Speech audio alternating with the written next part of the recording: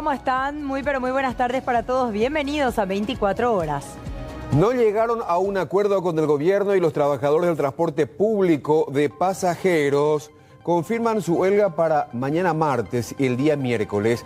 Las autoridades, entre tanto, anunciaron la ejecución de un plan de contingencia para que la ciudadanía pueda movilizarse. Yanina García Troche, la ex de Sebastián Marcet, rompió el silencio desde su celda en la prisión militar de Viñascué. Dijo estar dispuesta a afrontar el proceso por lavado de dinero, pero insistió que la lleven a un hospital porque sufrió 4 convulsiones durante el fin de semana. Y el presidente del Congreso Nacional anunció la presentación de un proyecto de ley que reglamenta la senaduría vitalicia. De aprobarse, los expresidentes podrían ser legisladores activos, pero la oposición ve con malos ojos la llamativa propuesta. Serias, muy serias sospechas sobre el presidente de Petropar. La Contraloría detectó varias inconsistencias en la declaración jurada de Edi Jara. ¿Cómo cobró viáticos, por ejemplo, pero no viajó? También transferencias de dinero público a su cuenta y gastos superiores a sus ingresos. Los legisladores lo convocarán al Parlamento. Vamos a los adelantos de nuestros reporteros que están trabajando en exteriores. Vamos al sur del país, hasta el departamento de Itapúa, donde una mujer llegó para pedir ayuda, asistencia a Santiago, pero terminó de la peor manera. ¿De qué se trata la historia? Buenas tardes. Así es, Aníbal, buenas tardes. Una joven llegó hasta una gomería en pleno centro de la ciudad de Encarnación para dejar en resguardo su motocicleta. Allí fue tomada del brazo, prácticamente arrastrada hasta el baño, donde fue supuestamente abusada sexualmente. El supuesto autor le dio 50.000 para que no denuncie el hecho. Ya enseguida los detalles. También vamos a hablar en instantes con el desarrollo, pero adelántame algo sobre esta denuncia en el materno infantil de Santísima Trinidad, Rodrigo, por favor. Y una paciente de 9 años se fue al hospital de Itagua sin poder realizarse una ecografía. La denuncia del padre era de que no existía el aparato, el artefacto, para realizarse ese... Por agentes antinarcóticos fue el resultado de casi 3 años de investigación. El principal objetivo era Diego David Jiménez Arámbula, señalado como líder de la estructura y presunto ex integrante del grupo de Sebastián Marcet. Fue detenido junto a otras 9 personas durante un festejo cuando presuntamente preparaban drogas para la distribución. Tenemos más de 10.000 dosis ya como para ser distribuidas acá en la capital y tenemos más de 10 kilos de cocaína en panes. ¿Comisario se los vincula con Sebastián Marcet? Es una investigación que se desprende de hace 2 años, 8 meses. Es una célula de una persona que está siendo buscada intensamente, más también tiene vínculos con el grupo criminal PCC. ¿Sería también droga que podría ser distribuida en los eventos de piquibole y es lo que se maneja también? Son varias informaciones, son hipótesis y no se descarta nada. La organización se dedicaba principalmente a la entrega de drogas bajo la modalidad de delivery en distintas zonas de Asunción. La cocaína era traída desde Bolivia y también realizaban envíos al interior del país y al exterior. Tras la división de los panes de la sustancia, la pérdida económica para el grupo sería millonaria. Durante el traslado de los detenidos, varios familiares reaccionaron de forma violenta y provocaron incidentes contra la prensa, intentando impedir la cobertura de lo ocurrido. Con golpes y patadas, atacaron a los equipos periodísticos.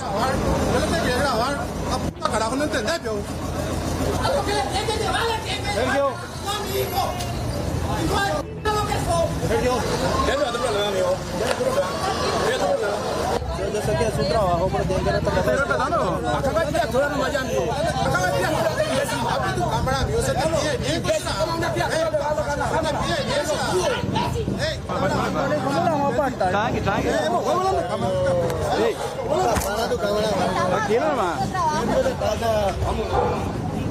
Padre. ¿Cómo no está haciendo algo malo?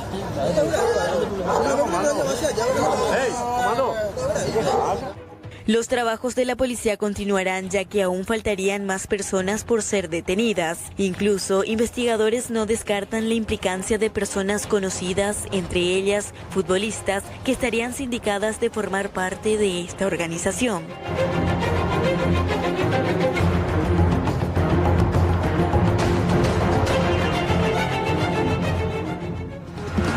En San Pedro del Paraná, departamento de Itapúa, un hombre fue baleado frente a una bodega. Pasaban a bordo de una motocicleta. Conforme a la versión del testigo clave, él o los supuestos autores del crimen se habían desplazado a bordo de una motocicleta sin que hasta el momento se cuente con mayores datos sobre las características o identidad de estas personas. Sí, los intervinientes dialogaron con el propietario de la bodega, quien manifestó que la víctima se encontraba ingiriendo bebida alcohólica en compañía de otras personas y el mismo momento dado escuchó varios disparos de arma de fuego, por lo que salió a verificar, donde ya visualizó, ya encontró ya a la víctima tendido en el suelo ya sin signos de vida. Así es, según el médico forense Fernando Martínez. El doctor Fernando Martínez manifestó que el cuerpo presentaba con 14 impactos de balas. Se maneja un posible ajuste de cuentas, mientras que la policía tiene muy pocas evidencias para poder encarar una investigación. Se verifican cámaras en las inmediaciones y así también los pobladores solicitan mayor seguridad ante este nuevo hecho de sangre ocurrido en este distrito. Y aquí en la zona de Yucatán, de Asunción, una discusión entre vecinos terminó en un apuñalamiento, como así también en la detención de uno de los involucrados.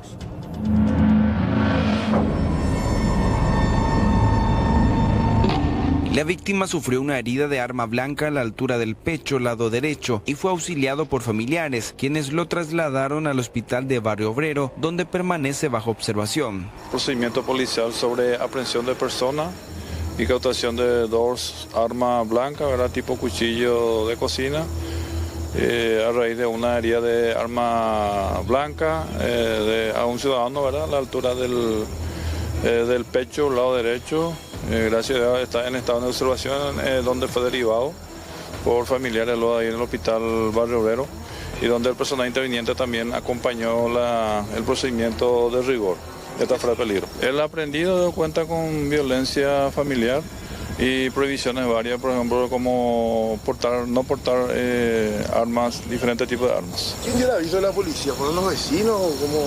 Fueron los vecinos, a raíz de que ellos divisaron, ¿verdad?, el inconveniente y ya posterior herida de la víctima, ¿verdad? Ellos llamaron al sistema 911, por lo que personal patrullero acudió rápidamente al lugar para constatar el hecho. Aparentemente estaban compartiendo, ¿verdad? Y son vecinos del lugar. Y posterior a eso hubo una discusión, una diferencia entre ambas personas.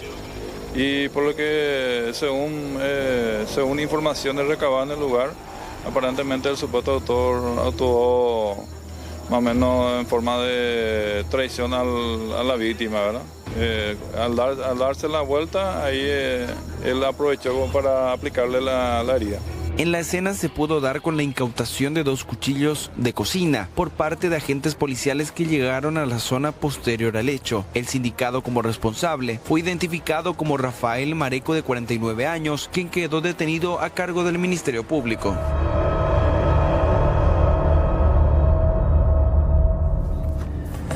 Bueno, mucha atención con esto porque se viene una jornada bastante complicada para este martes y miércoles, y esto debido a que la huelga de transporte finalmente va a ser una realidad después de que el gobierno no llegue a un acuerdo con los gremios de trabajadores que anuncian esta medida de fuerza. Recordemos rápidamente qué es lo que piden los trabajadores, justamente hacer esta modificación en la recientemente aprobada reforma del transporte acerca de la contratación de los trabajadores bajo el nuevo régimen que va a entrar a dominar prácticamente a los buses dentro de la zona metropolitana.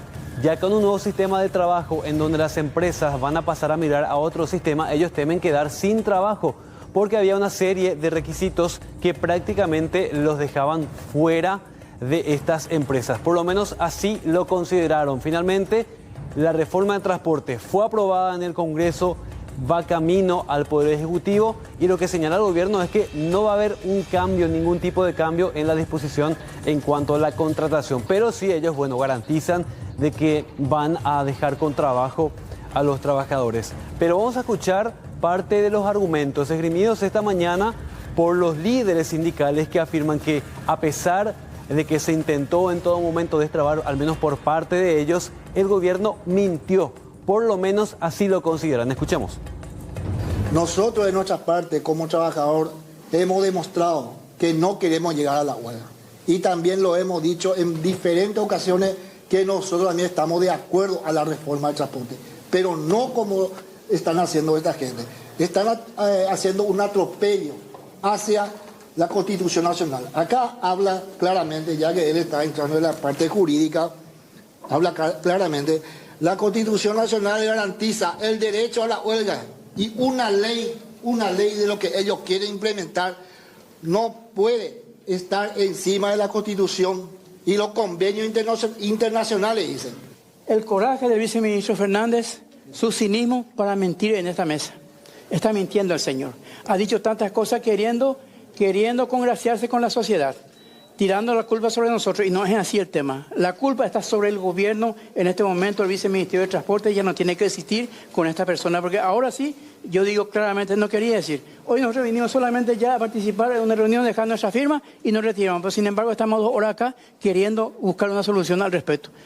Bueno, la gente se pregunta qué va a pasar. Hay ciertas empresas que no se suman, pero son una pequeña minoría. Ya les vamos a contar qué es lo que dice el gobierno acerca del plan de contingencia. Probablemente esta sea la constante mañana desde muy temprano, porque no vamos a tener la cantidad exacta de buses que tenemos, además de que ya estábamos viviendo las reguladas. Bueno, esto probablemente se repita. Vamos a ver troncales específicamente enseguida. Pero ¿qué es lo que dice el gobierno? Que hay un trasfondo político, ya que se argumentó del lado jurídico, del lado laboral también no hay ningún tipo de impedimento a los reclamos que presentan los trabajadores, pero acá hay algo que mantiene incluso en pie de guerra a los trabajadores y creemos que existe un trasfondo político, es lo que decía el viceministro de Transporte. Los choferes nos dijeron que esto no pueden ser solo los choferes que pasan de una empresa a otra, querían que sean todos los choferes. Se incorporó trabajadores de la empresa que pierdan, van a pasar a la nueva empresa, garantizando la continuidad laboral, el sueldo y el aporte a IPS. Hubo una evolución del petitorio de los choferes en esa norma. Y la última norma que ellos dicen que están en contra es del artículo 45, donde habla de la separación de la provisión de flota, de los operadores, de los dueños de patio, que es el modelo que se lleva adelante. Entonces ellos dicen que no sabemos quién va a ser nuestro patrón. En la ley claramente se establece que el operador es el que va a contratar a los choferes para la movilidad. Entonces, ahí hay un elemento que no tiene correspondencia, ese artículo permaneció igual, pero ese es el detalle. Ningún artículo de lo que ellos reclaman va en contra de sus derechos y de la ley. Argumentaciones legales, argumentaciones técnicas y argumentaciones sociales creo que están suficientemente saldadas de la explicación desde el gobierno. Por lo tanto, ¿qué nos queda? Quizás hay una argumentación política, por descarte estoy hablando, que va más allá, y esa argumentación yo entiendo que es parar la reforma. Bueno, en contrapartida, lo que se anuncia mañana desde muy temprano es un plan de contingencia. Vamos a tener buses del Estado desde las 5 de la mañana circulando en varios troncales específicamente. Participan los buses de Itaipú Binacional, de las Fuerzas Armadas, de la Policía, de la Patrulla Caminera y otros organismos del Estado. 208 buses del Estado. Bueno, vamos a ver, lo que se promete es una frecuencia de cada 15 minutos. Vamos a ver cuáles son los troncales. Por un lado, acceso norte, desde Limpio, viniendo un poco acá por la ruta 3, pasando por Roque Alonso, llegando por la Loma Pitá, hasta la zona del Jardín Botánico, ahí subimos Artigas, hasta el centro de Asunción. Uno de los tramos, acceso norte desde Limpio, prometen cada 15 minutos. Segundo tramo, vamos hasta la ciudad de Luque, porque empezamos. El troncal desde Luque va por el centro de la ciudad, sigue por Ruta Vieja, posteriormente por Aviadores del Chaco, también España y Mariscal López en sus diferentes ediciones. Fíjense, estos puntos rojos actualmente corresponde a la cantidad de tráfico que tenemos a esta hora de la tarde. Probablemente esto se vaya a multiplicar con la cantidad de gente que va a sacar sus vehículos para evitar demoras para poder llegar al trabajo y tengamos un tránsito bastante pesado. Otro punto, vamos hasta la ciudad de Capiatá, porque ahí van a nacer otro origen, vamos a tener otro origen de los troncales. Capiatá hasta la zona del centro de San Lorenzo y ahí dividiéndonos entre, por un lado, el Cebé Ayala, por otro lado la avenida Fernando de la Mora y por otro lado también la avenida Mariscal López. Otro punto importante, desde Guarambaré por ruta Paraguay 01, vamos hasta el sur del departamento central y esto arranca. Guarambaré, se toma ruta 1, Ñemby, Fernando de la Mora, Próceres de Mayo y Rodríguez de Francia hasta el centro. Ese es el tramo. Prácticamente acá, por la zona de Troró, subimos Cañadita, vamos hasta la ciudad de Ñemby. En este punto rojo que tenemos ahora, probablemente esto va a ser de ingreso al centro de Asunción con muchas demoras. Vamos a ver el último punto. Vamos hasta la zona de Lambaré, específicamente partiendo desde Fernando de la Mora y Cacique Lambaré.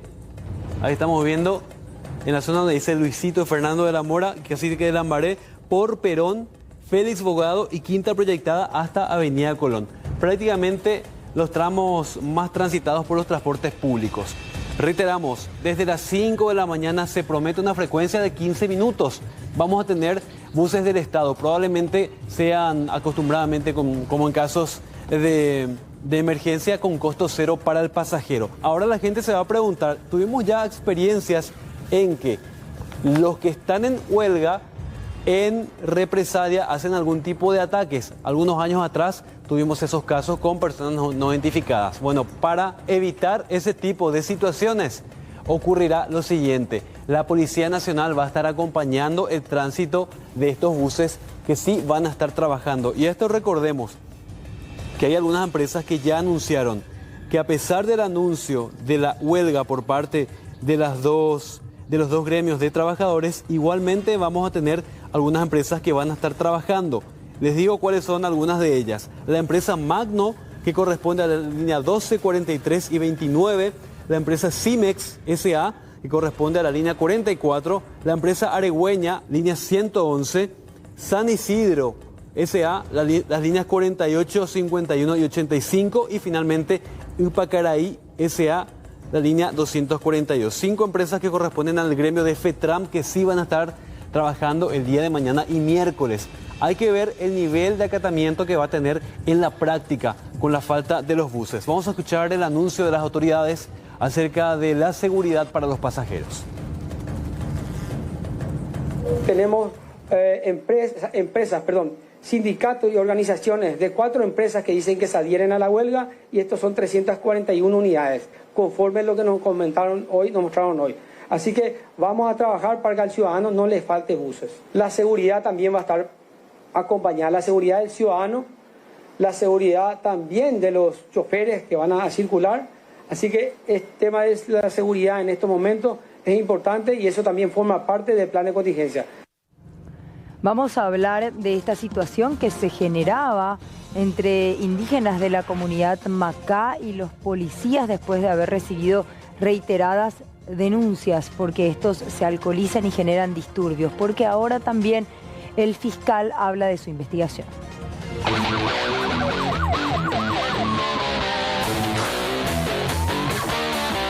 El agente del Ministerio Público confirmó que los 4 indígenas detenidos ya fueron imputados por 4 causas diferentes y que atendiendo la gravedad de los hechos y actos vandálicos cometidos, se solicitó la prisión preventiva para todos ellos. Actualmente los imputados permanecen a disposición de la justicia mientras avanza la investigación. Estaban creando tumulto a los transeúntes en la vía pública sobre la calle de Estados Unidos. Que si bien es aledaño al lugar donde ellos tienen su asentamiento, están en la vía pública y dice que estaban poniendo zozobra a los vecinos. Algunos testigos me manifestaron que perseguían con palabras sexuales y obscenas a las mujeres. Vecinos de la zona manifestaron su hartazgo ante una situación que, aseguran, se repite desde hace años. Denuncian que los constantes disturbios protagonizados por miembros de esta comunidad, vinculados principalmente al consumo excesivo de bebidas alcohólicas y a la falta de control, generan un clima permanente de inseguridad y conflicto en la ciudad de Mariano Roque Alonso.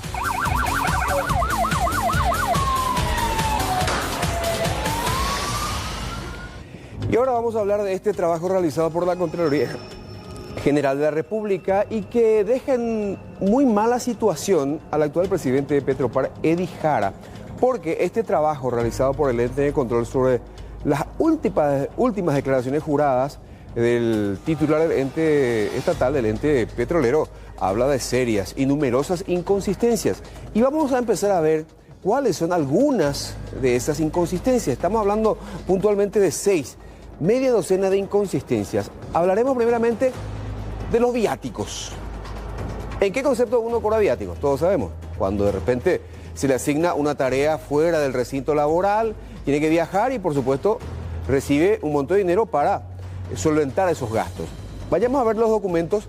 El documento, un resumen ejecutivo de la Contraloría General de la República, que habla de viáticos percibidos, pero que el funcionario no viajó. Viáticos otorgados por más de 103 millones de guaraníes para destinos como Argentina, Bolivia, Uruguay, Qatar, Emiratos Árabes y Estados Unidos, sin haber registrado salida del país. Cobró viáticos, pero no salió del país, Edy Jara, según la Contraloría. ¿Y en qué se basa la Contraloría? En datos de la Dirección Nacional de Migraciones. Hizo un cruzamiento. Segundo punto, inconsistencias en la determinación del valor de adquisición de un inmueble en la jurisdicción de la Catedral, aquí en Asunción. En el 2006 dijo haber comprado por 350 millones. Un año después dijo que lo compró por 500 millones. Y en el 2023 ya dijo que compró por 2.050 millones de guaraníes. Determinación del valor de adquisición del inmueble. O sea, ¿por cuánto compró el inmueble ubicado en la jurisdicción de la Catedral? Dice que allí realizó una construcción por valor de 30 millones de guaraníes en ese terreno, en ese inmueble, en el 2018. Pero para el 2023 ya la construcción aumentó a 1.200 millones de guaraníes. Más abajo, datos registrados en la declaración jurada de bienes y rentas como domicilio particular. Declaró su domicilio en Hilarión Acosta, Casimorquio. Declaró la vivienda donde vive como suya, pero no está a su nombre según los registros públicos. Y no hay egresos por alquileres para ese inmueble o por ese inmueble. ¿Y cuándo mueve? Gratis, supuestamente. Eso es lo que se entiende de lo que dice la Contraloría. Cuarto punto. No pudo determinar el origen de 3.437 millones de guaraníes, considerando su declaración jurada entre efectivo y cuentas a cobrar y los formularios impositivos que presentó.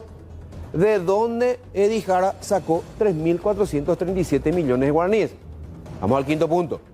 Movimientos financieros que exceden la capacidad financiera acreditada.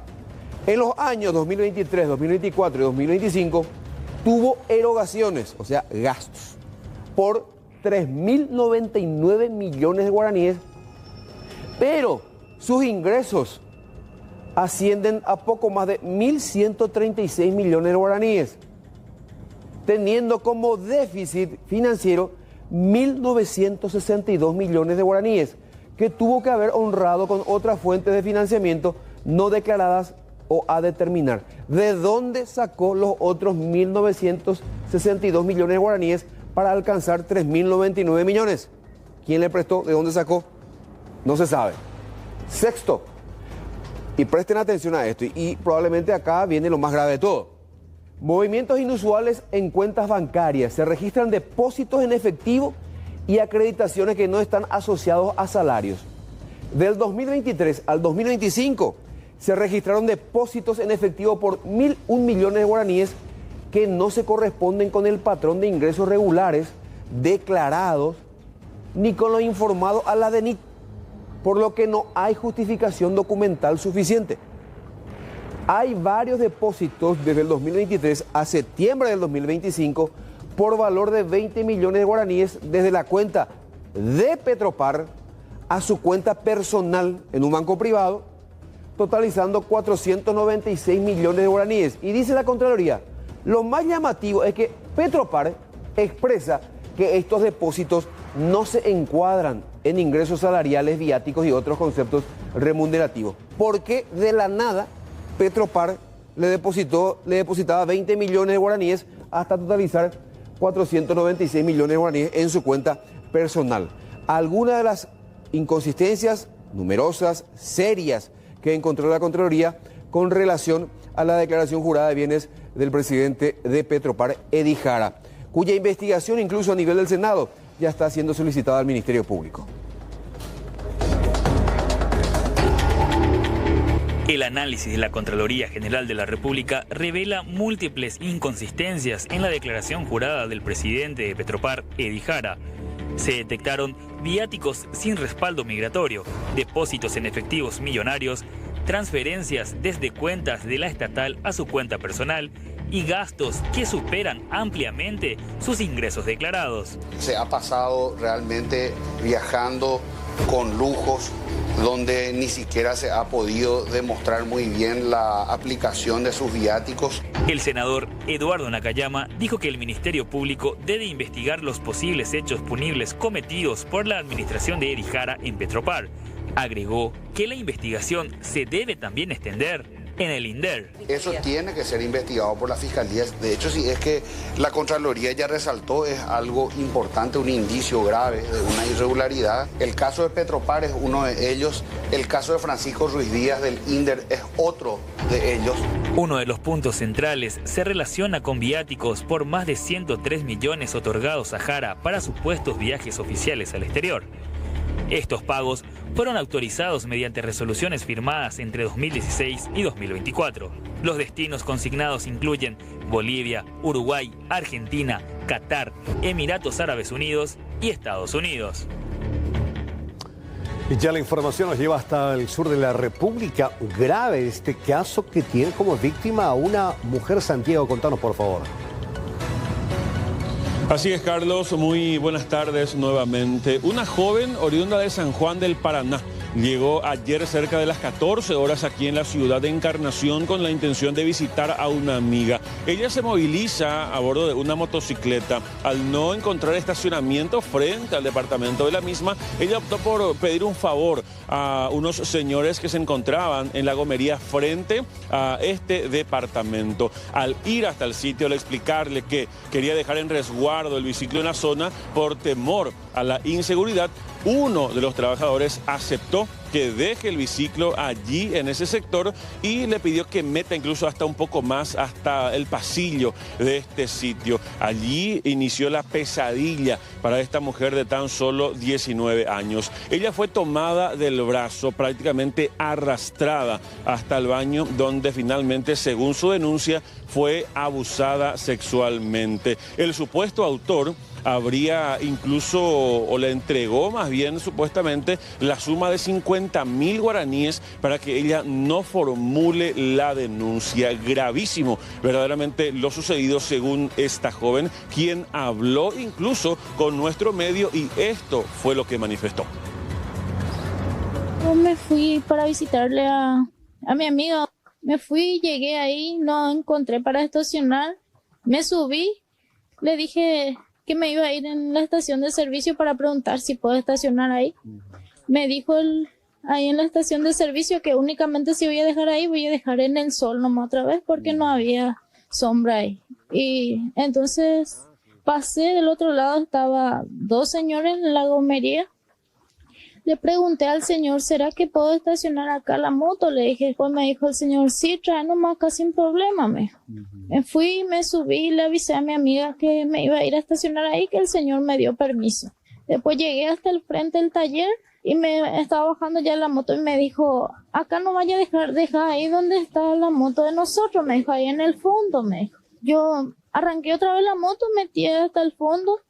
Llavé el cuello, dejé ahí y me dijo, ¿me vas a pagar? Me dijo. Le pregunté, ¿y cuándo sería que me vas a cobrar? Le dije. Me dijo, no, así nomás es fácil, me dijo. Y me tomó el brazo y ahí me metió en un costado que había un baño ahí. Agarré mi ropa, no quería que me saque mi ropa. Me tiró de mi cabello. Y después me dijo que no grite porque el señor que estaba enfrente ya sabía ya todo luego. No vaya a decir nada, decirle nomás que entraste en el baño, me dijo, y agarró y me puso en mi bolsillo un billete de 50.000 guaraníes para que no le diga nada. Bueno, es lo que manifestaba la joven de 19 años y cabe señalar también, Carlos Audiencia, que finalmente ella es rescatada por la amiga, quien sabía que ella iba a dejar la moto allí en La Gomería. Después van ellas a la comisaría tercera de esta capital departamental a formular la denuncia. La policía finalmente termina con la detención de Juan Albino Gómez Bruschetti, de 39 años de edad, quien sería uno de los funcionarios de esta gomería, quien supuestamente habría sometido sexualmente a esta joven. Bien, excelente. Gracias por este completo reporte, Santiago. Buen resto de jornada. Hasta luego, buenas tardes. Un ciudadano francés que estaba dentro de su casa rodante recibió la desagradable visita de delincuentes que le robaron dinero en efectivo y computadoras.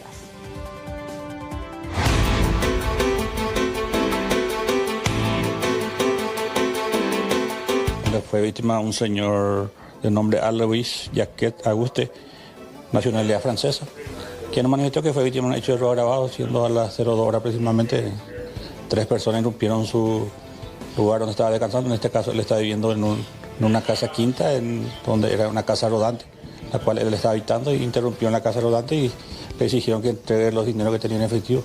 Según ellos manejaron que el señor hizo una transacción en CELLE que había quitado mucha cantidad de dinero. Ahora, ¿efectivamente llevaron esto? Sí, llevaron dineros de baja denominaciones que aproximadamente alcanzaría la suma de 1 millón de guaraníes, como así también 2 notebooks que tenía el señor consigo. Se calcula no encontrar efectivo lo que ellos manejaban, llevaron esas cosas personales del señor para posterior materializar y venderlo. ¿Cuántas personas actuaron? Esa manifestación, 3 personas encapuchadas con armas de fuego en mano. ¿Con violencia actuaron o no? Hizo manifestaciones que uno de los asaltantes le dio un culatazo con un arma de fuego y le rompió la cabeza. Con el objeto de intimidarlo a que entregue todos los dineros, donde mismo le manifestó que no tenía mucho dinero en efectivo, que tenía esa cantidad que llevaron los autores. ¿Él estaba solo? Él estaba solo en el lugar, solo. Se estaba investigando. Sí, efectivamente se convocó a la gente de investigación, de criminalística, y a objeto de llevar adelante la investigación, ya que una de las 9 tiene GPS, a través de eso se está tratando de localizar.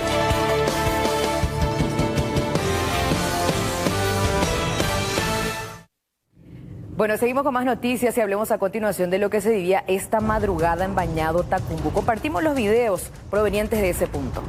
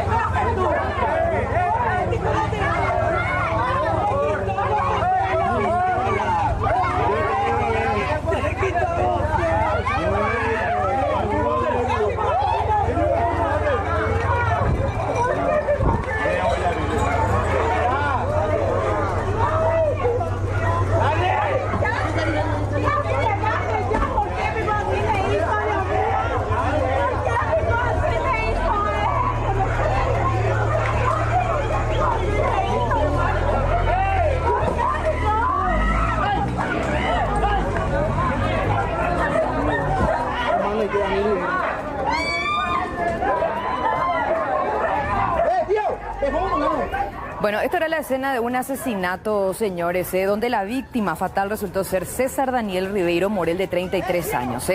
El contexto es el siguiente: César estaba a media cuadra de donde se produjo este episodio, compartiendo con su familia. Cerca de las 2 de la madrugada, él decide regresar a su casa, pasa frente a la vivienda de José Gabriel Leguizamón Díaz, alias La Vaca, una persona con varios antecedentes, conocido tortolero, del submundo delictivo y que está prófugo en teoría de la justicia, pero vive ahí a unas cuantas cuadras nada más de la comisaría jurisdiccional en una residencia poco modesta. Frente a su vivienda, alias La Vaca estaba compartiendo con su pareja y otros amigos. Cuando César pasa enfrente, es testigo de una pelea que se origina porque alias La Vaca le estaba agrediendo brutalmente a su pareja, por lo que él decide intervenir. O sea que quiso defender a esta mujer y termina asesinado de 4 balazos.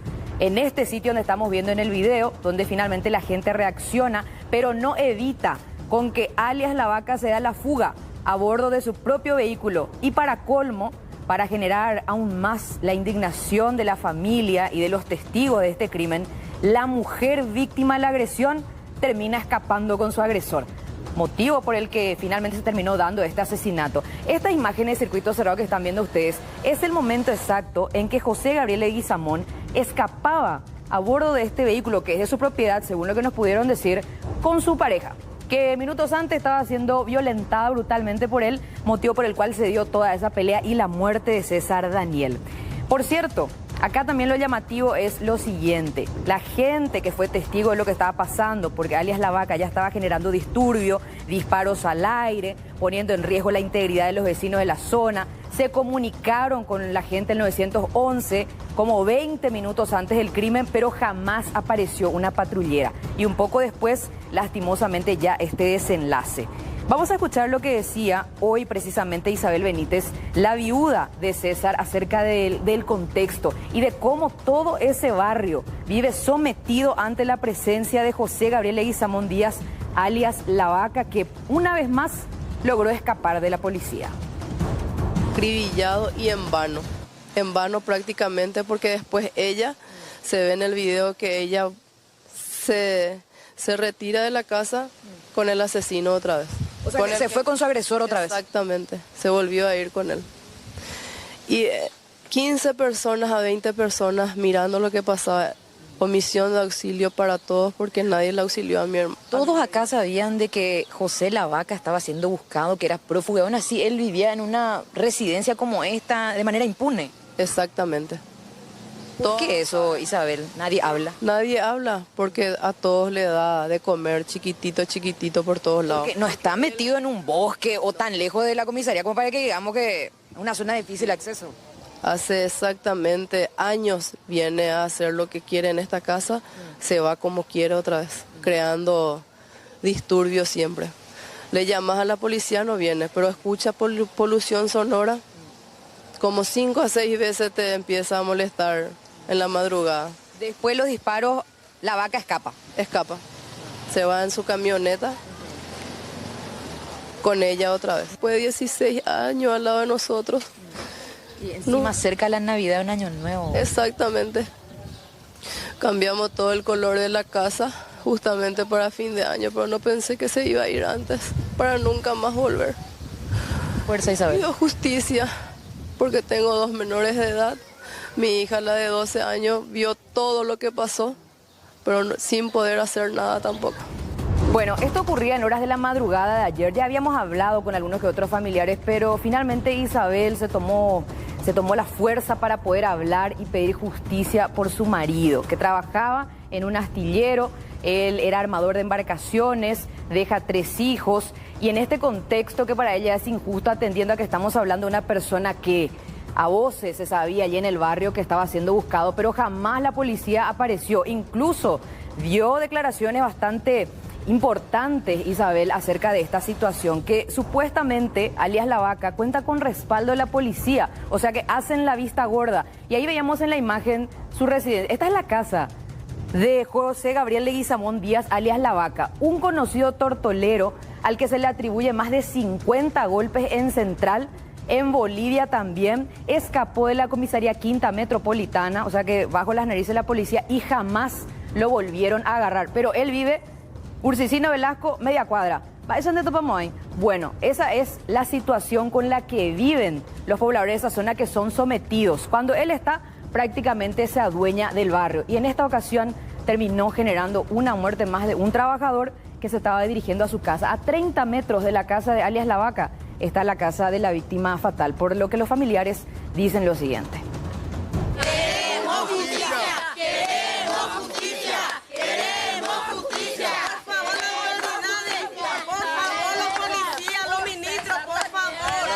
Para César, justicia, por favor, por un padre de familia, buena persona que todo el barrio le conoce, trabajador. El fiscal general, comandante, por favor, hagan justicia, hagan su trabajo. ¡Que atrapen al asesino! Por favor, justicia, justicia.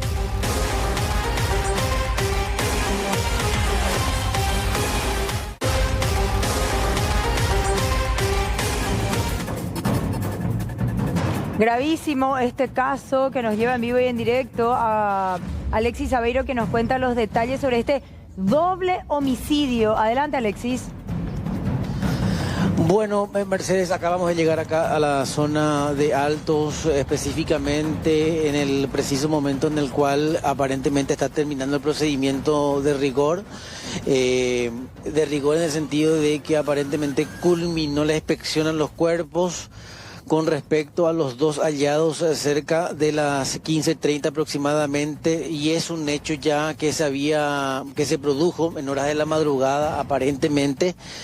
Y atención, en las primeras imágenes que fueron captadas por nuestro compañero Jorge Paredes cuando llegábamos hace instantes, aparentemente fue sacada el arma homicida que se encontró en el interior de esta vivienda ubicada en el barrio Sagrado Corazón de Jesús de la ciudad de Altos. Otros elementos sacados en este preciso momento, Mercedes, también de esta vivienda por personal de criminalística del Departamento de Investigación, del departamento de Cordillera, específicamente ciudad de Altos, y ya en instantes vamos a ir recapitulando la historia porque esto es en este momento, Mercedes.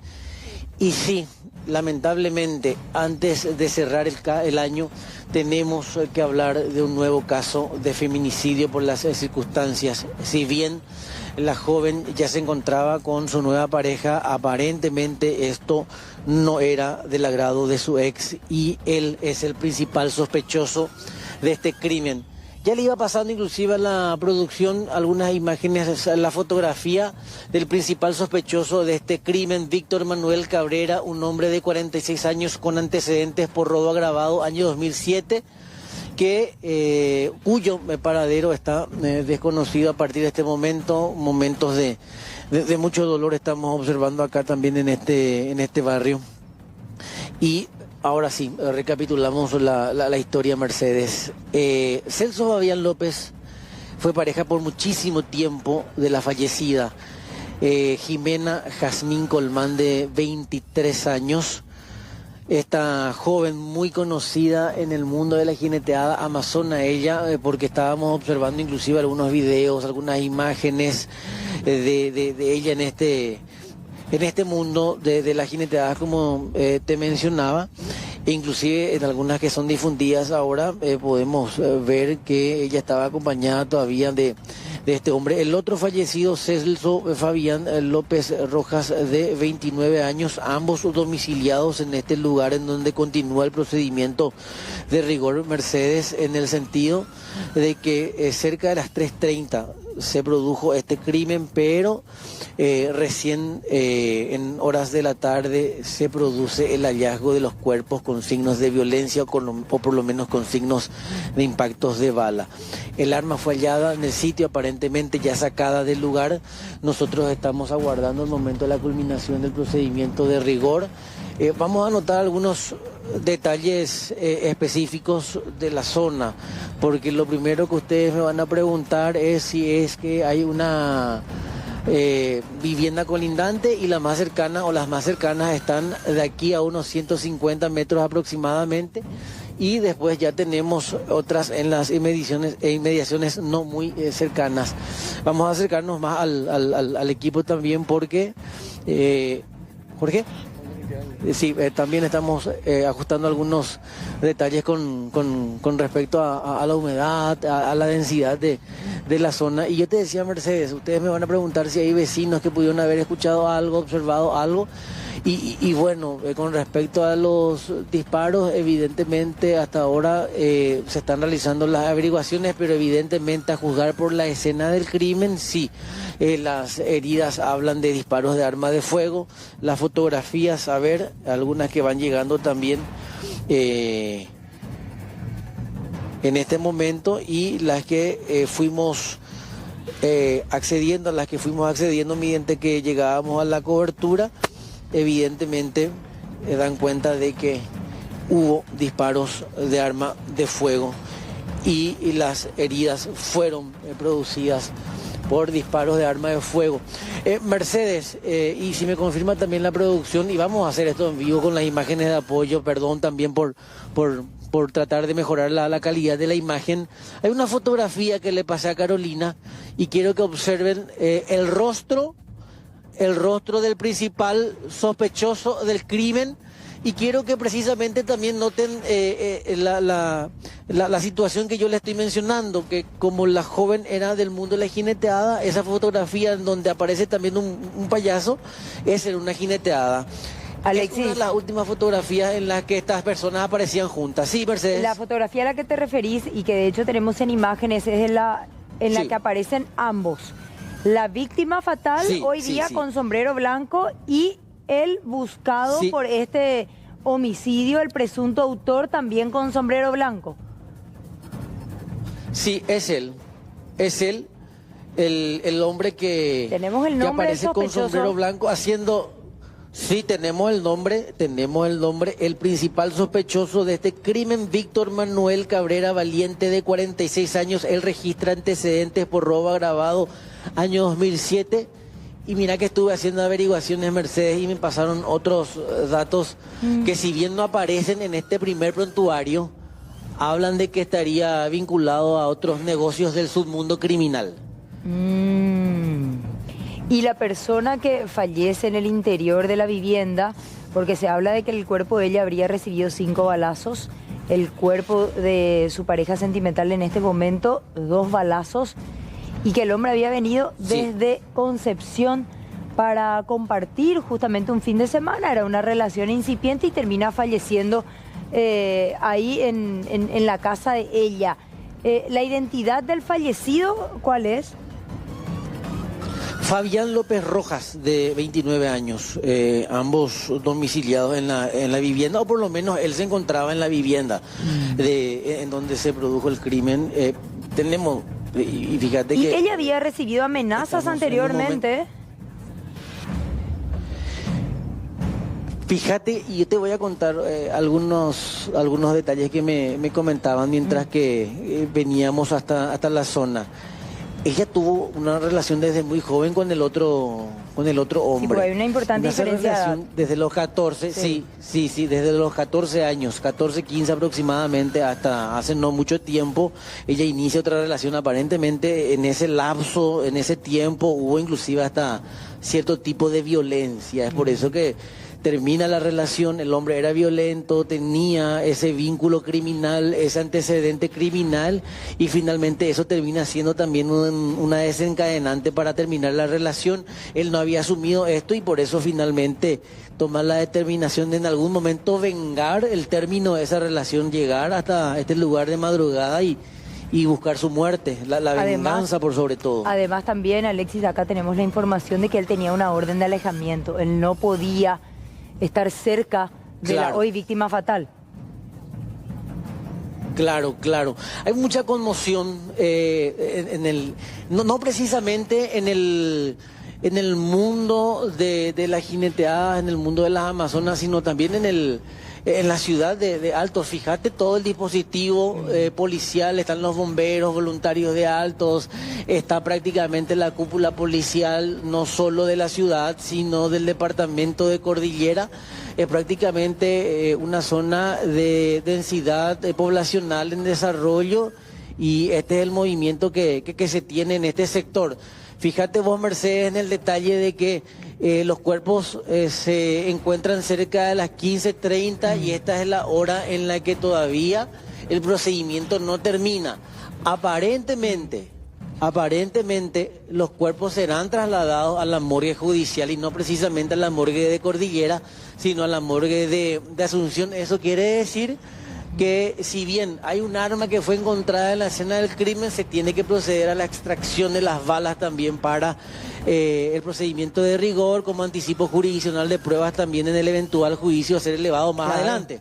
Claro, por supuesto.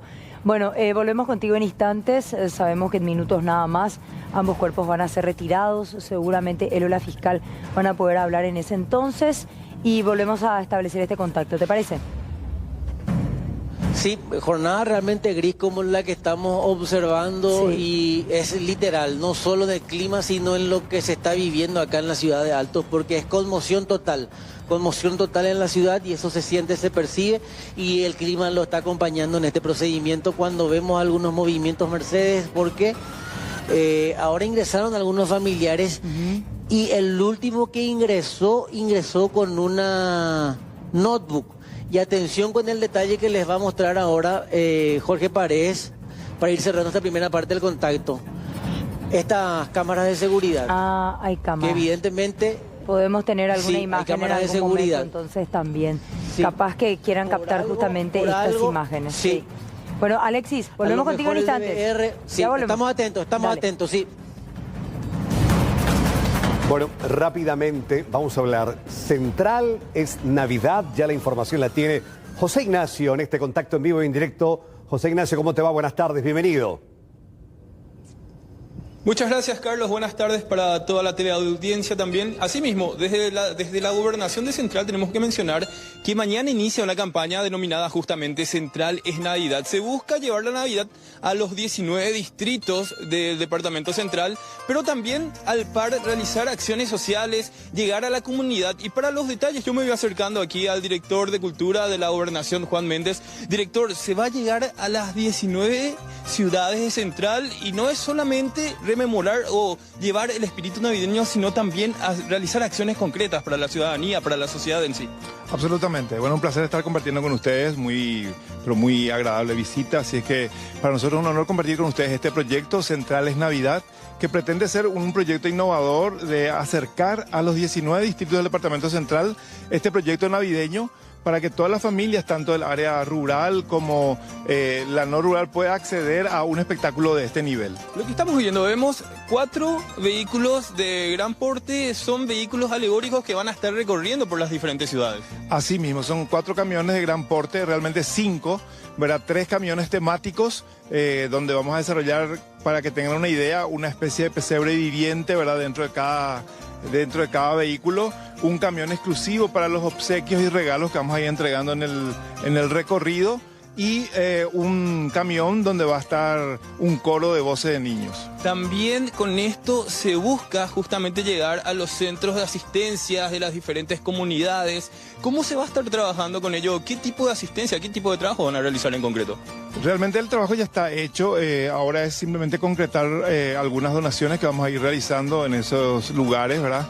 Puntualmente hogares de niños, hogares de ancianos, comedores que están en las zonas más vulnerables, van a recibir un voucher donativo, ¿verdad? De acuerdo al levantamiento de datos que se hizo del lugar, y entonces vamos a estar haciendo ese ejercicio. Y ahora lo que todo el mundo quiere saber, ¿cuál es el cronograma de esta campaña? ¿A qué hora inicia? ¿Cuáles son los primeros destinos? ¿Y cómo va a continuar? Porque tenemos entendido que esto inicia mañana y va hasta el 19, con lo que es la campaña justamente, o el recorrido, la caravana. Absolutamente. El día de mañana nosotros arrancamos a partir de las 18 horas el recorrido del primer día, en donde toda la caravana parte, ¿verdad?, recorriendo las ciudades de Ñemby, San Lorenzo, Fernando de la Mora, Mariano Roque Alonso y Limpio. Sí. Y en el día 2, entonces tenemos un recorrido que iniciaría en Lambaré, en la Costanera Sur, Villa Elisa, San Antonio, Upané, que sería nuestro siguiente recorrido, ¿verdad? Y el día 3 estaríamos visitando consecutivamente las ciudades de Nueva Italia, Villeta, Guarambaré, Itá y J. Augusto Saldívar. Cerrando, ¿verdad?, el cuarto día con un recorrido que va a abarcar la ciudad de Capiatá, Itagua, Upacaraí, Areguá y la ciudad de Luque. Y el 20 es el cierre de todo este proyecto acá en el local de la gobernación, donde vamos a brindar un espectáculo para toda la familia, donde van a haber premios para los niños, por ejemplo, para los 4.000 primeros niños que lleguen, hay obsequios directos para ellos, ¿verdad? Y va a haber números artísticos, como por ejemplo vamos a tener a la Orquesta Cateura, un coro de voces de 80 niños que van a compartir con nosotros también villancicos, y un espectáculo de luces imperdibles. ¿Cómo debe prepararse la familia para lo que va a ser esta caravana, para lo que va a ser el recorrido? ¿Qué podemos esperar y cómo participar justamente? Claro, y estamos compartiendo en todas las redes sociales constantemente el recorrido del circuito. Pueden acercarse en cualquiera de los caminos que vamos a ir recorriendo. Hay puntos claves que también mencionamos para que la gente se vaya agrupando en ese lugar donde vamos a hacer entrega de los premios y presentando shows temáticos sobre la Navidad. Es decir, esto no va a ser de corrido, sino que van a ir parando en algunos destinos, en cada destino, interactuando con los presentes, con los participantes también de las diferentes comunidades que van a estar recibiendo esta caravana. Así mismo. Justamente la intención es hacer eso, ese acercamiento que no sea solamente momentáneo, sino que también dejemos una huella significativa en nuestro paso, ¿verdad? Entonces hay puntos claves donde vamos a compartir con los presentes un elemento artístico, cultural y sobre todo con un mensaje familiar muy interesante por la Navidad. Muchísimas gracias, director. Por favor, a las órdenes, y recordemos que esto es una iniciativa de nuestro señor gobernador, don Ricardo Estigarribia. Bueno, así conversamos con el director de Cultura de la Gobernación de Central, Juan Méndez, y esto arranca mañana, 18 horas, el espíritu navideño por los 19 distritos de Central. Carlos, TV Audiencia. Bien. Excelente, a estar muy atentos a las distintas localidades que forman parte del Departamento Central, que esta caravana sí o sí en algún momento, de entre mañana hasta el 19, va a llegar a su comodidad. José Ignacio, muchas gracias, buenas tardes. Igualmente, fuerte abrazo, hasta luego. 19 horas con 50 minutos. Presten atención a este proyecto de ley que va a generar muchísima polémica, principalmente en el ámbito político. Y habla de habilitar a expresidentes a que sean senadores activos desde el siguiente periodo, es decir, desde el año 2028 en las próximas elecciones. Y hay argumentos bastante llamativos y ya les vamos a contar también qué dice este proyecto de ley. Entre los argumentos señalan, por ejemplo, que hasta ahora el tema de la senaduría vitalicia ha generado varios espacios y varios vacíos interpretativos y controversias institucionales. También señalan que se trata de un cargo meramente honorífico, por lo cual los expresidentes pueden rechazar el cargo y postularse a la senaduría activa. De hecho, que para esgrimir estos argumentos de justificación de la ley, los proyectistas recurrieron incluso a los debates que se tuvieron en la Constituyente de 1992, con las discusiones de los abogados en aquella época. También señala que resulta clara la posibilidad de instaurar la figura de la renuncia, dado que no existe una prohibición expresa por parte del órgano constituyente. Y este argumento, que también representa un juego de palabras, señala: de esta norma no puede inferirse lógicamente prohibición alguna, dado que de una afirmación no se puede inferir una prohibición. Bueno, esto es lo que dice la argumentación. Ahora vamos a ver los artículos del proyecto de ley, pero antes, ¿qué es lo que dice la Constitución Nacional acerca de la senaduría vitalicia? Vamos a ver en la primera placa. Artículo 189. Señala que salvo que hubiesen sido sometidos a juicio político y hallados culpables, no van a enterar el quórum y van a tener voz pero no voto. Eso es lo que dice actualmente la Constitución. El proyecto de ley presentado ahora para reglamentar el tema de la senaduría vitalicia esgrime los siguientes argumentos. Vamos a ver lo que dice en cuanto al proyecto. Señala que van a ser senadores vitalicios, salvo que manifiesten de manera previa y por escrito voluntad contraria ante el presidente de dicha Cámara. No serán senadores vitalicios los expresidentes de la República que hayan sido hallados culpables en juicio político y separados de sus cargos. Ustedes recuerdan el caso de Fernando Lugo, que fue sacado vía juicio político y que finalmente pudo candidatarse posteriormente. Bueno, eso ya no va a ser posible porque señala este proyecto de ley por qué tenemos que premiar a un expresidente que fue destituido por juicio político. Vamos a ver otros puntos de este proyecto de ley. En cuanto a los senadores vitalicios, podrán aceptar cargos de ministro, de diplomático o de cualquier otro cargo público. Los senadores vitalicios podrán ser removidos o perder su investidura por los supuestos según los mecanismos contemplados en los artículos 190 y 201 de la Constitución. Y acá viene la parte que va a generar mucha controversia también. ¿Cuándo deben renunciar por anticipado al momento de candidatarse? ¿En qué momento realmente? Lo que propone este proyecto de ley que se va a estudiar posteriormente en el Congreso es lo siguiente: los expresidentes podrán renunciar a la senaduría vitalicia mediante nota escrita dirigida al presidente de la Cámara de Senadores. La misma deberá ser aceptada por dicha Cámara cuanto menos 6 meses antes del día de las elecciones generales. Una vez presentada la renuncia, la Cámara va a resolver por simple mayoría de votos. Aceptada la renuncia, el ciudadano perderá toda prerrogativa a su condición de senador vitalicio y quedará habilitado para postularse a cargos electivos. Bueno, esto es lo que dice el proyecto, pero ¿quiénes serían los principales beneficiados de esto? Dos figuras políticas muy importantes dentro del Partido Colorado. Por un lado, el actual presidente del partido, Horacio Cartes, y por otro lado, el expresidente Nicanor Duarte Frutos, que también tiene una vida política muy activa en este momento. Esto generó muchísimo debate, ya genera controversias y, por supuesto, el rechazo de la oposición. Esto es lo que señalaba.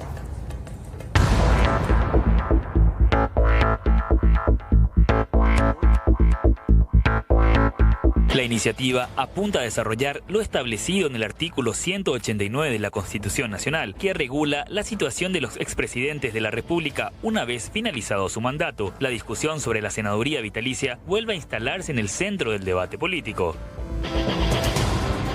Básicamente es de que los senadores, en este caso los expresidentes de la República, que por sí al terminar su mandato tienen un título honorífico, porque es honorífico, son senadores vitalicios, no pueden ejercer una función activa.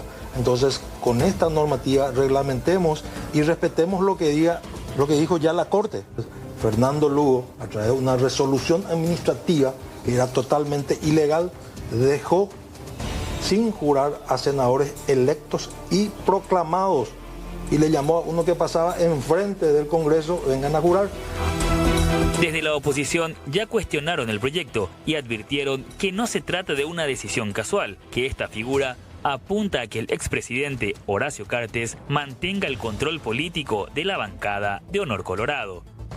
Ver la posibilidad que a partir del 2028 le den voz y voto a Horacio Cartes y venga aquí a controlar su tropa. Hoy se le está dividiendo su bancada, hay fugas. Con tono irónico, el presidente del Congreso respondió a los cuestionamientos de Eber Villalba y defendió el impulso a la reglamentación, asegurando que se trata de una medida plenamente respaldada por la Constitución y no de una interpretación antojadiza. Yo, con mucho respeto al colega Eber Villalba, que tome clases con el ministro de la Corte, Víctor Ríos.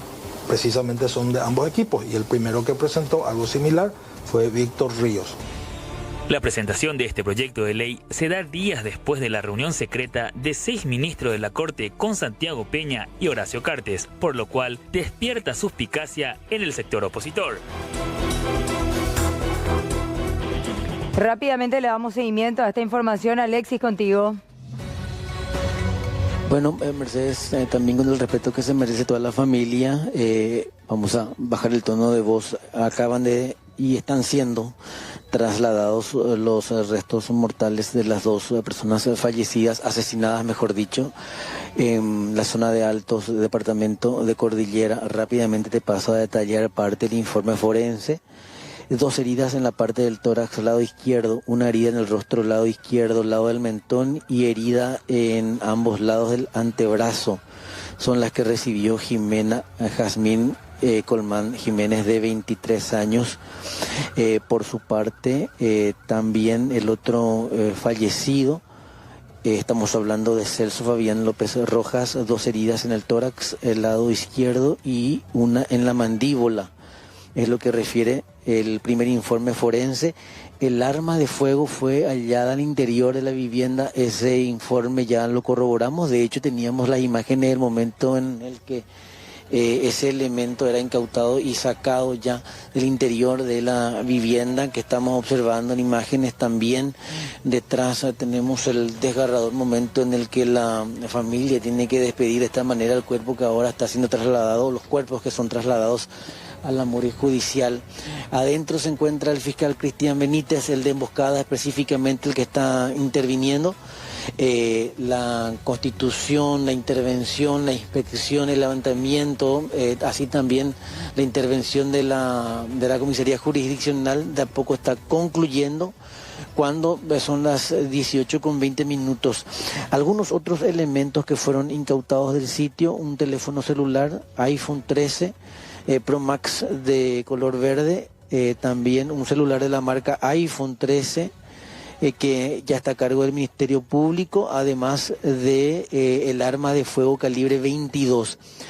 Algunos testimonios refieren, y atención al siguiente dato, que la pareja anoche estaba dando ya un paseo por el centro de la ciudad de Alto, específicamente un local gastronómico muy conocido, de esos que son muy de pueblo, como se dice, y la camioneta del principal sospechoso de este crimen ya fue vista merodeando y prácticamente siguiendo a la joven. Eso aparentemente había motivado que ella tome la decisión de venir ya con su pareja prácticamente a encerrarse a la casa.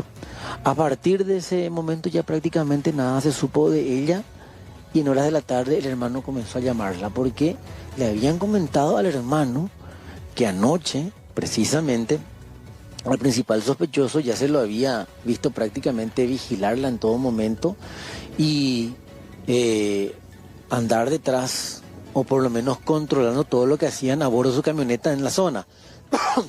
Entonces Mercedes, eso le había motivado la preocupación. Me llamó a la hermana de mañana, no hubo respuestas.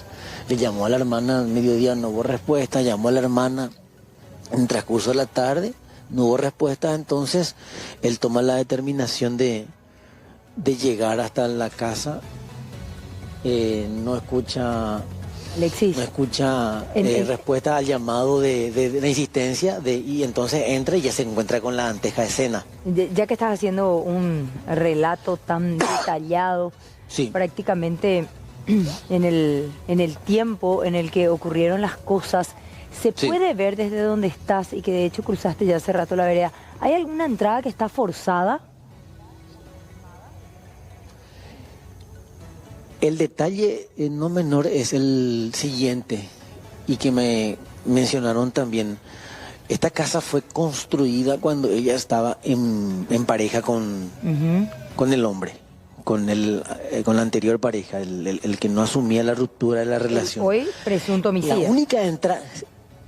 La única entrada que tiene la casa es este portón, que es más, Mercedes, te cuento.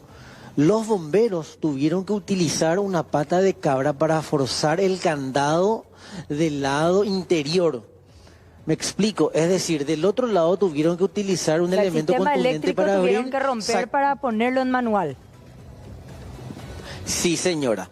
Entonces sacaron la camioneta de la víctima, abrieron el portón y metieron la ambulancia para el traslado de los cuerpos. Y el portoncito, porque viste, tiene un portón peatonal, también el portón grande. ¿Vos no ves que esté forzado?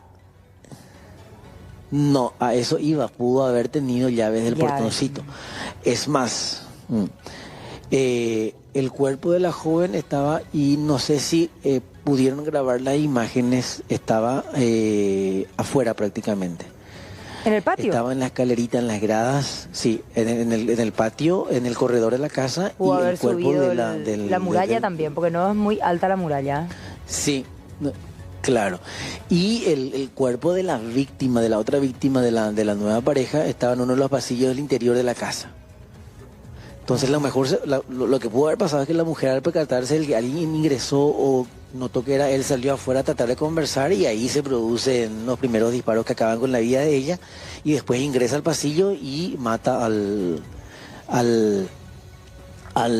otro hombre. Sí. Fíjate que la hazaña es con ella. Sí. La mayor cantidad de disparos es contra la mujer, porque el otro joven, y te paso a relatar otra vez. 3 tiene él, ¿verdad? Y lo hago despacito. Sí, Celso tiene 2 impactos de bala en el tórax y una en la mandíbula, sí, 3. Pero ella presenta varios otros impactos de bala. ¿Y lo que 2 heridas en la parte del tórax, lado izquierdo, una herida en el rostro, lado izquierdo, en el mentón, y herida en ambos lados del antebrazo. Que lo que creemos con Carlos, porque estábamos analizando recién, siempre de manera muy empírica, ¿verdad?, de que ella pudo haberse protegido el rostro, que ella se tapó el rostro, por eso tiene las heridas en los antebrazos, ¿verdad?, al protegerse. Sí. Exacto. Un instinto, ¿verdad?, es un movimiento innato el que hace. Linderos de la casa son yuyales, patios baldíos. Ahora, sí, mira, de este sector ya un poco alejado de la ruta, casas así muy rurales, y después lo que caracteriza a Altos, que son las praderas, evidentemente. Esta es la muralla de la casa, y de este lado solo podemos observar que evidentemente linda con esta casa, pero que evidentemente también hace que los muros... Por en lo esa menos casa tuvieron que haber escuchado los 7, 8 disparos Sí. prácticamente, ¿verdad? Alexis, hoy llovió también, Calibre o sea 22. que llovió con el cuerpo estando ya afuera, en el lugar donde ella cae muerta. Sí, sí. Mira, en esa grada no hay techito. En la grada, en donde ya estaba el cuerpo tapado, no alcanzaba más el techito, llovió y perdón que lo diga de esta manera, el cuerpo ya estaba más que frío a esa hora, y más con la lluvia, imagínate. Bueno, esas imágenes son claves si es que realmente hay un sistema de seguridad que pueda almacenar en video. Volvemos contigo en instantes. Gracias, Alexis. Hasta luego, hasta luego. Estamos aguardando la salida del fiscal Cristian Benítez, porque prácticamente es quien falta por cerrar más o menos el círculo informativo de la parte investigativa del Ministerio Público. Correcto.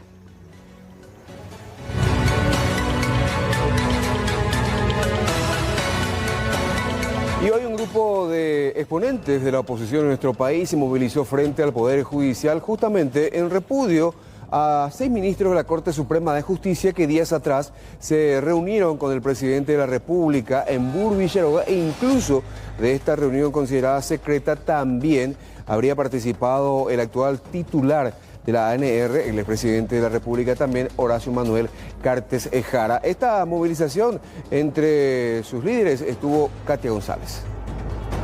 Hoy tenemos señales y síntomas de un retroceso autoritario que queremos dejar un poco a consideración de nuestros conciudadanos. Cuando los poderes del Estado están copados, es la calle la que nos debe encontrar. Porque hoy tal vez sea la cancelación y la persecución de actores políticos, de determinadas individualidades que molestan, de la sociedad civil organizada, pero mañana vamos a darnos vuelta y realmente ya no va a haber nadie que nos defienda. A estos ministros de la Corte no les tembló el pulso para declararse inamovibles, y los vamos a tener que aguantar hasta los 75 años de edad.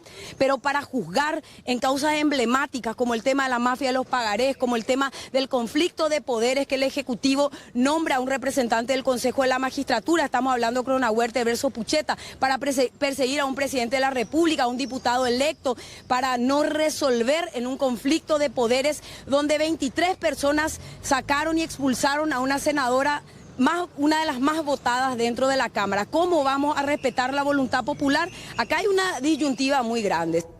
La semana pasada los propios ministros que se reunieron con el presidente de la República en plenaria de la máxima instancia judicial admitieron haberse reunido con el jefe de Estado, supuestamente para tratar cuestiones administrativas nada más. Los que no participaron de aquella reunión porque no fueron invitados son los ministros Víctor Ríos, como también Manuel Ramírez Candia, e igualmente el doctor Gustavo Santandría. Hablando de políticos que hasta hace poco eran beneficiados por la justicia, vamos a hablar del exdiputado nacional Orlando Arévalo, también ex integrante del jurado de enjuiciamiento de magistrados, porque este señor fue imputado por cohecho pasivo agravado, más conocido como coima.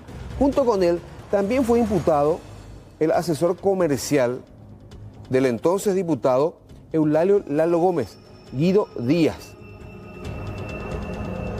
Esta imputación justamente es derivación de aquellos chats que intercambiaban Orlando Arévalo con su compañero de cámara, Eulalio Lalo Gómez. Y vamos a ver parte de esta imputación dictada por los fiscales Francisco Cabrera, Verónica Valdés y Luis Piñanes.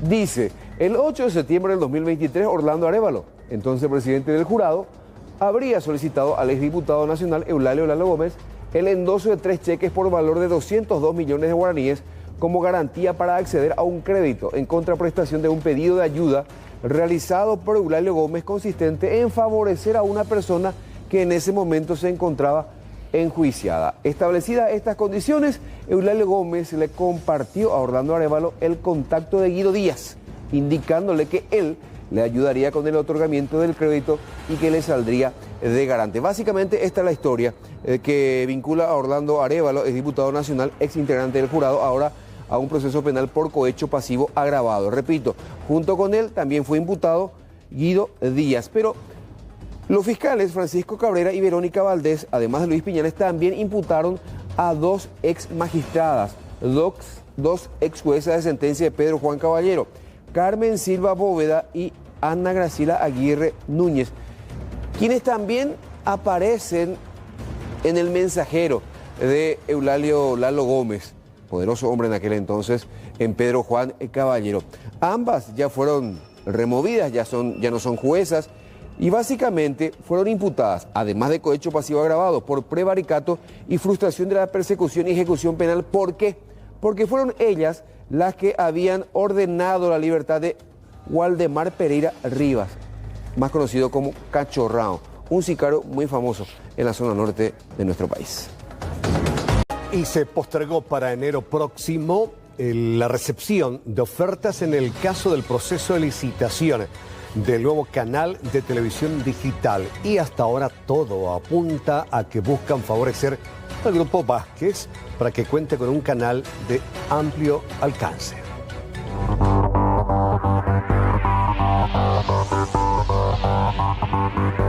Con cierto retraso avanza el proceso de la licitación convocada por Conatel para el otorgamiento de la licencia que permitirá habilitar un nuevo canal digital de amplio alcance.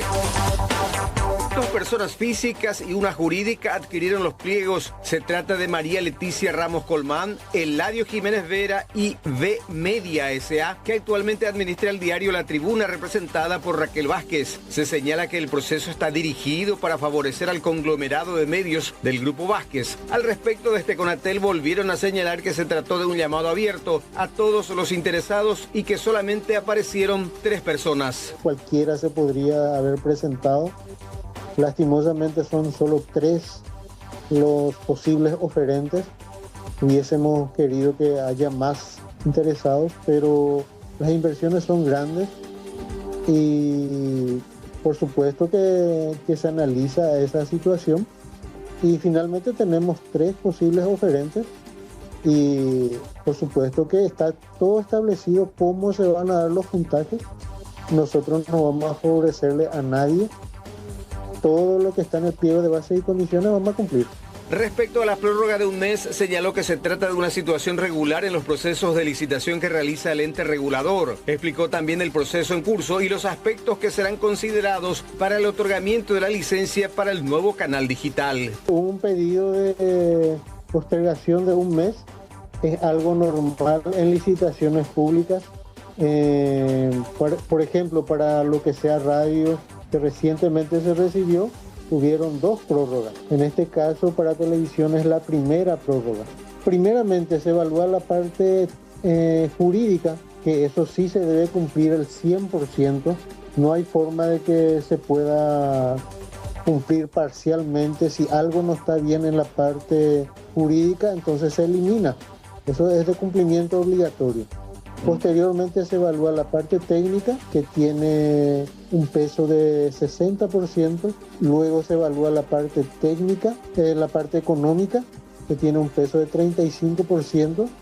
Y la parte programática tiene un peso de 5%. En la parte económica se presenta las inversiones que se van a realizar y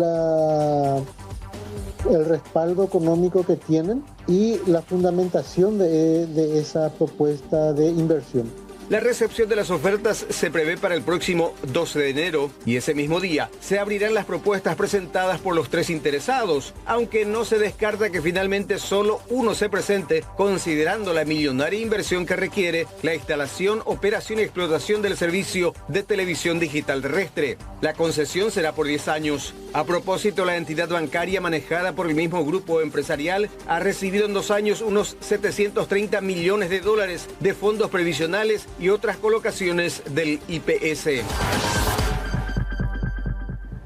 Yanina García Troche, expareja del prófugo Sebastián de Marcet, rompió el silencio y desde su celda de la cárcel militar de Viñascué Pidió asistencia médica en un hospital, recordó que el último fin de semana convulsionó en 4 ocasiones y que los médicos de la prisión quisieron trasladarla, pero que la orden nunca fue concedida. Ratificó su lealtad absoluta a Sebastián Marcet, a quien considera como el amor de su vida y con quien tuvo 4 hijos. No aguanto más, me están queriendo matar. Y yo no voy a dejar que me maten porque hubiera preferido morir al lado del amor de mi vida que Sebastián Marcet. ¿Está? Me quedé sin familia. Mis hijos sufren. Él sufre. No estoy más con él, no. Desde el día que me entregué, obviamente que no estoy más con él. Seguramente él hasta estaba rehaciendo su vida. Y la que sufre acá adentro soy yo. Él puede haber sido su pareja. Y sí fui su pareja. Y con orgullo fui su pareja porque lo conozco desde que tengo 5 años y sé lo que él es como persona. Y nunca va a tener una deslealtad de mí, pero yo quiero que se me escuche. Quiero que se me escuche y que me atiendan. Lo único que necesito, que pido, es que me dan una resonancia magnética. No me dan los estudios. Al otro día de traerme, que no me tuvieron 24 horas en el hospital, me sacaron con un holter, en un helicóptero. Todos mis estudios salieron mal. Salió que tengo un daño cerebral. La jueza lo oculta. Yo el otro día el teléfono, ¿quién dice que lo entró mi hermano? Si después de 1 hora lo tuvieron ahí. ¿Por qué a esta altura yo quisiera entrar un teléfono? Estoy haciendo todo lo posible para salir bien. Acá no sufro solamente yo, sufren mis hijos que todos los días me dicen, mamá, ¿por qué te entregaste? Quiero que se me hagan los estudios porque yo no estaba así. Yo estuve casi 1 año en España. Sufrí, sí, por todo lo que pasé, pero prefería estar peleando en los patios, prefería estar ahí que estar en un aislamiento como estoy ahora, porque me están enfermando lentamente. Yo no sé la medicación. Tomo 3 anticonvulsivantes, medicación para esquizofrenia, clonazepam a cada rato. Y es lo que quieren, mandarme lentamente. ¿Por qué? Porque yo nunca hablé, porque no tengo nada que decir, porque yo solo era mujer y madre. Y sí disfruté de cosas, disfruté como cualquier mujer, pero no hice lavado, no hice nada, mi empresa nunca funcionó. Yanina García dijo estar dispuesta a afrontar el proceso penal que le fue abierto en nuestro país, pero reclamó que la asistan médicamente. Durante la videollamada, la mujer mostró múltiples hematomas en todo el cuerpo que, según dijo, no son normales. Resulta que ahora cuando fui al hospital militar, tengo quistes, me hicieron tomografía, tengo el encefalograma como el culo. Mientras que me hacían el encefalograma, la doctora me dijo que convulsionaba, dormida, que tengo un daño cerebral. ¿Y dónde están esos estudios? ¿Dónde? ¿Quién se va a hacer responsable si yo me muero? ¿Quién se va a hacer responsable? Porque al final la justicia es una mierda, no sirve para nada, porque tienes que hacer las cosas bien. Yo tengo que pagar por un delito, que me muestren las pruebas que yo pago el delito, pero que me las muestren. Llevo 1 año y medio presa y me están destrozando la vida. Y no solo la mía, la de mis hijos, que estoy absolutamente cansada. Quiero que este video llegue a todas partes. Y les repito, no me importa que me castiguen, no me importa, porque yo voy a pelear hasta el último momento. Pero no puedo seguir así, porque yo soy una mujer fuerte. La que he pasado millones de cosas en mi vida y las superé. Y esto no me va a dejar ganar. Pero les repito, prefiero morir a la calle con mi familia y no estar de una convulsión, de una... Y seguimos conmemorando las 6 décadas de la televisión paraguaya y con tal motivo el SNT presenta un libro histórico que constituye además un valioso legado para las futuras generaciones.